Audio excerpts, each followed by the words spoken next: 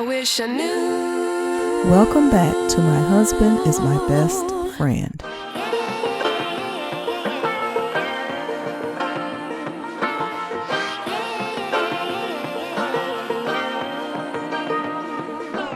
Arie responds to Backlash after criticizing the lyrics to Young Miami's Spin That Song.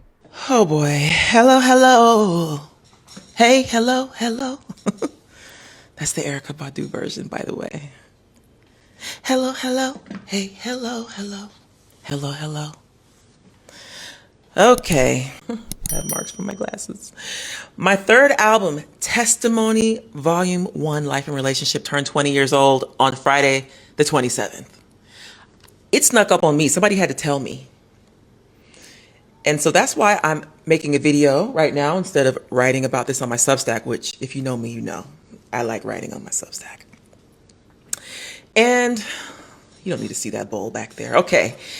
And I've been in the blogs a couple times this last week. And so I wanted to come and talk about these things. Let's talk about the easy one first. It is being wrongly reported that I think we should boycott this song of the summer.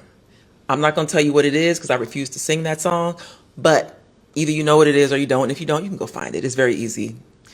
But I don't think we should boycott. What I want is to see people understand the power of words and music and to make choices that are healthy for them. That's what I want. Do I think it matters what I want for people? No. I have finally learned that it doesn't matter and that there's no amount of sacrificing my life force energy that is going to make anybody want anything better for themselves. All I can do is emanate what I emanate, stand for what I stand for, and hope that it reaches who it's meant to reach. And that's it. And that's all I'm going to do. And so my comment makes it very clear that I don't think we should boycott. My comment is tantamount to everybody doesn't want the same thing. And there are a lot of people who are saying it's just a song. Well, if that's what you think, enjoy. But what I know is that music has power. But of course, I have used that power to help some people. And I have traveled around this world twice. And I see the impact of what we export out of the Black American experience to the rest of the world. Longer story for another time, but I've seen it. So I know. And I'm telling you what it is. But you enjoy if that's what you want to do. And I will enjoy doing what I want to do. And that's why I don't think anybody needs to boycott. I think people just need to make choices for themselves. That's what I think. That's one. Two, also, this is a short version of a longer video. I put a much longer video where I go into detail about these concepts on my Substack. So go check that out if you're interested. Two, I was also in the blogs because I made comments about Clive Davis. And I said, watch what kind of stories you're going to see coming out about him. I signed my record deal when I was 22 years old.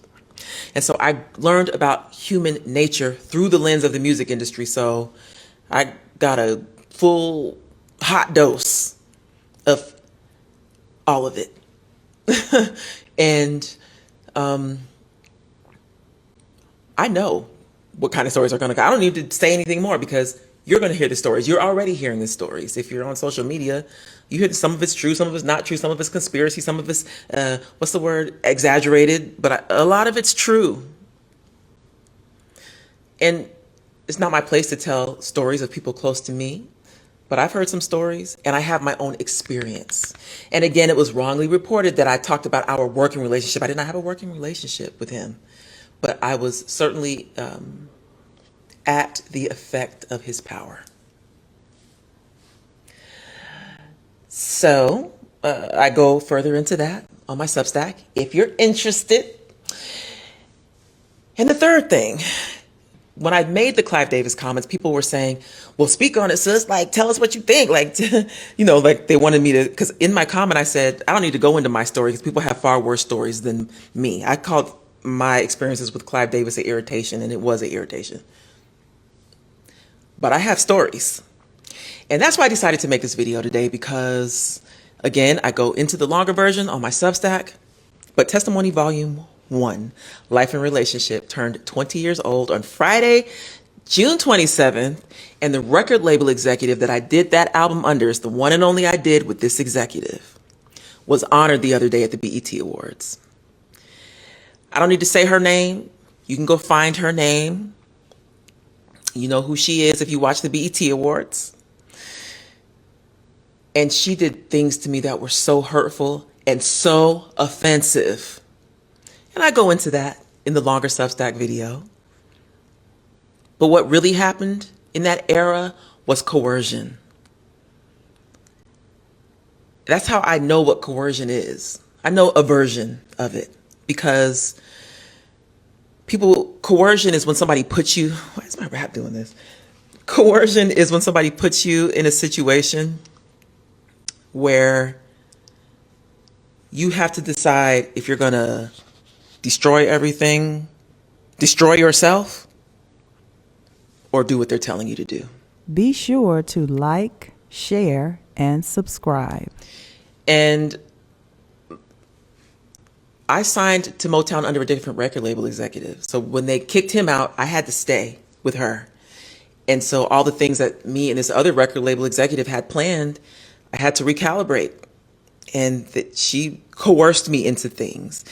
And there's a much longer story, again, on my Substack. But the thing I want to share with you today is that Testimony Volume 1 had 2 album covers.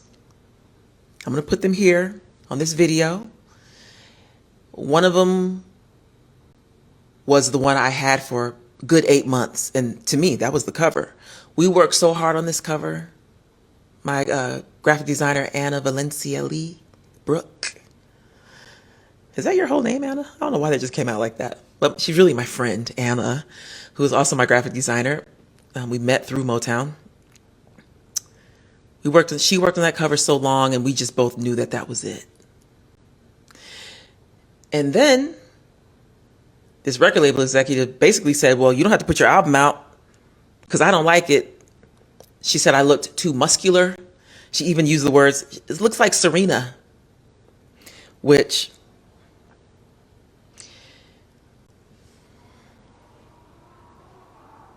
in my world, that's a compliment because Serena is body goals. But that's a whole nother conversation for another time. And they forced me to either not put my album out or make a different cover. And I made a different one. And the one I made was ridiculous to me at the time. Have you ever heard the saying, a horse is a camel is a horse? The saying, scratch. The saying is, a camel is a horse designed by committee. You get it? So it's basically saying like, what's this weird thing that looks like a horse, but it's not a horse? Because once everybody has their hands all in it, then it turns into this weird thing. And that's how I felt about the cover that most of you have seen for Testimony Volume 1, where I'm standing in front of the tree and I got the skirt that's blowing back. I'm standing grounded in front of a tree. They made me do that. And there's a lot of editing, the head, the angle of the head. They edited pieces of my hair in, and it just ended up looking like this thing. In hindsight, I don't dislike it as much as I did back then, but there was the coercion piece. So of course I hated it at the time, but it's what I had to do. Otherwise, my hair would have never come out, and Heart of the Matter would have never come out. Good Morning, There's Hope. These songs would have never come out. So I did what they told me to do. But the album cover I like, it was good. They let me use it for the UK release. And so it lives somewhere out in the world, and I'm proud of it. What I'm really proud of is everything that I've made it through, and all the ways that I've grown, and all of the wisdom that I have gained and earned. And this is why you see me saying stuff about the music industry sometimes, because this is the world I come from. There are so many things that I don't address, that I look at and roll my eyes and look at and laugh and be like, what are people doing? A lot of things. I have opinions about everything like everybody else. But when you hear me commenting on something, it's because that's a place that I know is mine to comment. And that's why I made the comments about the song of the summer. And that's why I made the comments about Clive Davis. And that's why I'm making these comments now, because I signed my record deal at 22 years old. And I most certainly have things to say about the state of the industry today, about the culture, because I speak from a place of wisdom. And I'm celebrating that today at the 20th anniversary of Testimony Volume 1.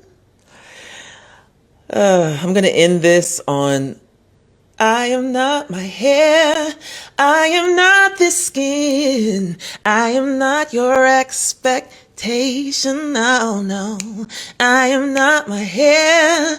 I am not the skin.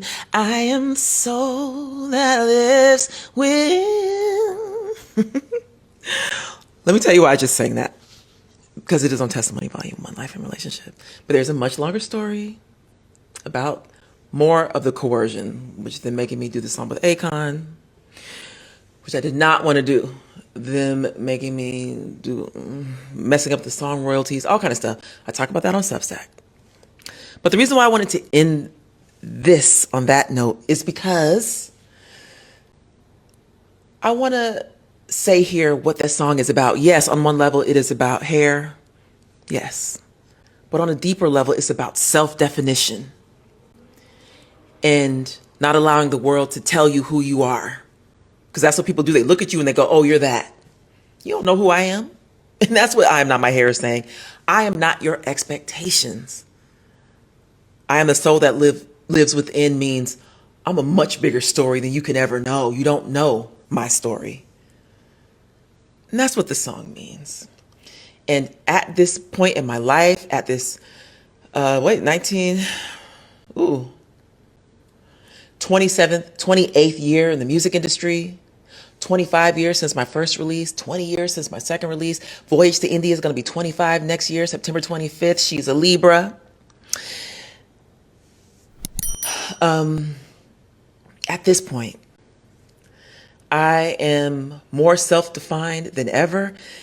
And that's why you hear me saying things, putting things on threads, writing on Substack, making videos, saying things, because I'm not attached to who likes me and who doesn't like me. I'm not attached to who agrees and who doesn't agree. So I say what I feel is appropriate and needs to be said out of my mouth. And some things are for me to comment on and some are not.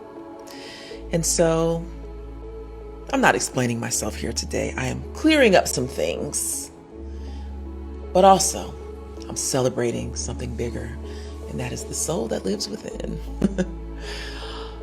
Okay, if you want to hear more of this story, go to my Substack. If not, you heard what I had to say. I love y'all. Peace.